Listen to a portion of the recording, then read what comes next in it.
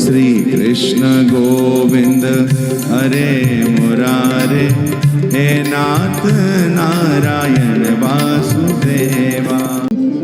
आप यदि अपने घर में वैकुंठ बसाना चाहो और आप चाहो कि आपको वैकुंठ का सुख मिल जाए घर में गृहस्थी में, मेरी 2-3 बातें अपनाना। अच्छी लगे तो, नहीं लगे तो कोई बात नहीं। प्रत्येक माता, प्रत्येक माँ अपनी बेटी से ज्यादा प्रेम अपनी बहू से करे, उसको लाड बराबर देवे, बेटी और बहू में अंतर नहीं करे। वहीं से काम गड़बड़ शुरू होता है, पहला।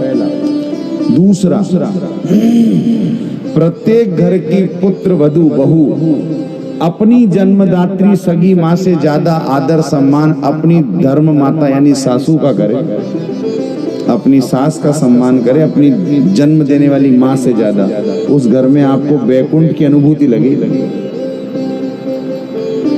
मैं पुरुषों के लिए इसलिए नहीं ज्यादा कह रहा क्योंकि पुरुषों का क्या है, सुबह 2 रोटी खाई, शाम को 2 रोटी खाई, दिन भर घर के बाहर। ये चिकर पिकर जितनी होती है वो प्राय माताओं में होती है। ज्यादा झंझट वो है क्योंकि घर में वो ही रहती है, समस्या वहीं से शुरू होती है। और फिर अपने अपने पति तो उस बीच में पिसी जाते हैं, आई जाते हैं काम में।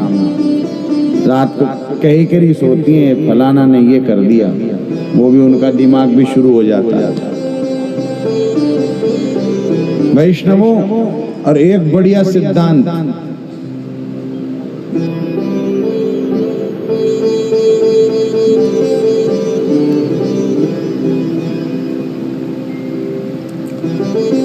एक विशेष सिद्धांत, जिस कन्या का विवाह माता पिता ने कर दिया और जिस कन्या को विवाह करके उसको अपने ससुराल भेज दिया, उसके बाद में बहुत ज्यादा उसके जीवन में हस्तक्षेप उन माता पिता को नहीं करना चाहिए। कैसी हो, अच्छी हो, बस इतना समाचार लेते देते रहो। गाय के दान पर, कन्या के दान पर अधिकार रह जाता है, देखभाल का अधिकार है। ऐसा नहीं है गाय दे दी तो अब संभालो ही मत, ऐसा नहीं है बेटी दे दी तो अब जिए मरे हमें मारी वाला से संभालना पड़ता है। लेकिन विशेष विशेष ज्यादा वही वो ये फोनासुर बहुत बेकार है। पहले तो माताएं पानी की घुटक पिला करके शिक्षा देती थी, घूट भर के पी जा, सारी बात ससुराल में काम आएगी। अरे मेरी बेटी तो है जानो है पराए घर, वहां तू जाके हमारी लाज मत खोयोरी। देवरानी जेठानी से जीकारो कईयो कर, सास और ससुर को माँ बाप मान्योरी। ऐसी शिक्षाएं देके भेजती थी माताएं पहले अपनी बेटियों को। आजकल जमाना बदल गया। अरे मेरी बेटी तो है जानो है पराए घर, वहां तू जाकर के किसी से मत डरियोरी। देवरानी जेठानी से बैर तेरो हो जावे तो मोको तू अवसर पाकर फोन कर दियोरी। फिर देख मैं आती हूँ वहीं पे निपटाने सबको। आजकल झंझट यही है। आपको क्या लग रहा है, पहले समस्याएं दूसरी थी, आज समस्या दूसरी है। समस्या खत्म थोड़ी ना हुई है, सरक गई है। आपको लग रहा है खत्म हो गई, खत्म नहीं हुई, सरक गई। पहले समस्या सास बहू की थी, लेकिन आजकल वो समस्या सास बहू में नहीं रही, सरक गई। कानून भी बढ़िया हो गए, तो सासू जी जैसे कुछ कह दे कछु तो बहू पूछ लेती क्या कह रहे हो, समझ जाती है, सबको अंदर बैठा देगी, बेटा कुछ नहीं कह रहे हैं। लेकिन समस्या अब सरकने वाली हो गई, खत्म थोड़ी ना हो गई। वो समस्या अब सास बहू से हट करके पति पत्नी पे आ गई। मैं आपको इसलिए संकेत कर रहा हूं कि यदि आपने इस समस्या को यहाँ नहीं रोका तो ये गृहस्थ की समस्या सरक करके माँ बाप और बच्चों में आ जाएगी।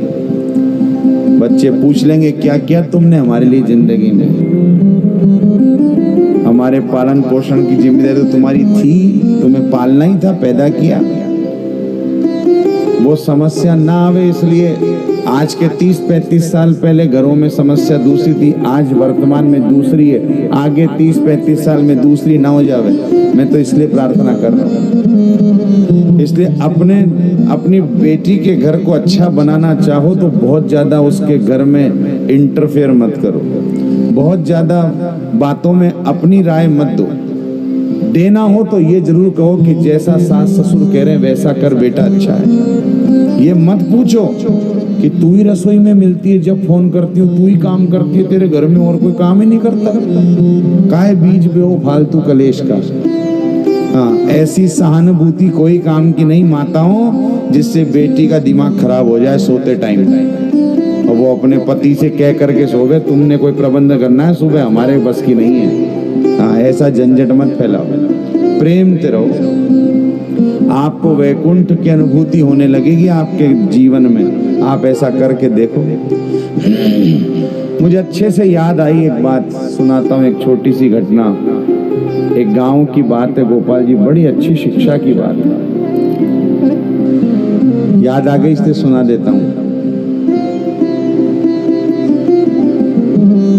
एक गांव की बिटिया का विवाह दूसरे गांव में हुआ। जिस घर में बेटी गई थी ससुराल में, वो ससुराल समृद्ध था, लेकिन बेटी के पिता सामर्थ्यवान नहीं थे, धनवान नहीं थे, निर्धन थे, ज्यादा रुपया पैसा नहीं था, 5-6 कन्याएं थी उनके। तो एक बेटी अच्छे घर में वो अपने भाग्य से गई, गृहस्थ प्रारंभ हुआ तो वो बच्ची गर्भवती हुई। घर की बहू गर्भवती हुई तो 8वें पूजन का समय आया, और जब 8वें पूजन का समय आया, सीमंतोन्नयन, 8वां पूछते ना वो, तो पीहर वालों ने पूछवाया ससुराल वालों से, भाई आपके क्या क्या नेक रहता है, क्या क्या लगता है, थोड़ा बता दो। तो ससुराल वालों ने कहा कि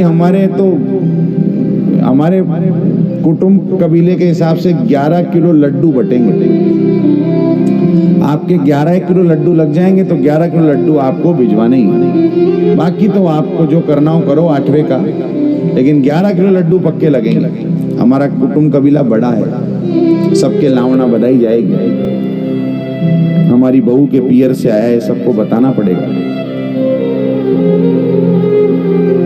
मैं आपसे सत्य कहूं, उसके पिता के पास में 11 किलो लड्डू खरीदने के भी धनराशि की व्यवस्था नहीं थी। उसने जैसे तैसे जोड़ जुगाड़ बैठा करके 5 किलो लड्डू खरीदे और बिना किसी को कुछ कहे चुपचाप भिजवा दिए। सास ने समाचार सुना कि 5 किलो लड्डू आए हैं, तो सास ने ये नहीं कहा कि तेरे बाप ने 11 की जगह 5 किलो भेजे, कैसे काम होगा। बहू से एक शब्द भी नहीं कहा। घर की बहू हमारी बेटी है, हमारी इज्जत है, हमारी लाज है। अपने घर के सेवक को बुलाया और कहा चुपचाप जा, इस दुकान का नाम पढ़, उसी दुकान पे जाकर के यही वाले 6 किलो लड्डू और ला, 11 किलो रख यहाँ पर।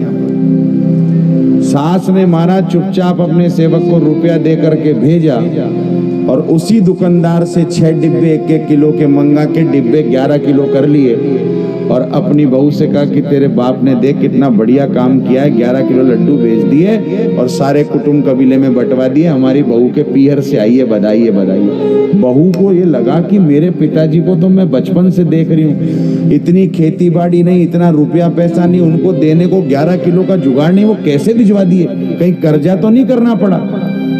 बच्ची के उस बहू के बेटा हो गया, और जब उस बहू के बेटा हुआ तो महाराज वो पूरा जापा करके अपने पिताजी माताजी के घर गई 2-3 दिन रहने के लिए। बेटियां जाती है, आना भी चाहिए, बहन बेटियों से घर की शोभा है, उनका सम्मान करना चाहिए। भाभी का कर्तव्य है अपनी ननद को अपनी बहन से ज्यादा प्रेम करे, और ननद के आते ही मुंह फेर करके अपने कमरा में ना घुस जाए चुपचाप, अब ये आ गई यही करेगी सब, हमारी तो कौन सुनेगा। ना ना, मित्रवत प्रेम से रहे अपनी ननद से, बड़ी है तो आदर देवे, छोटी है तो गले लगावे, प्रेम करे।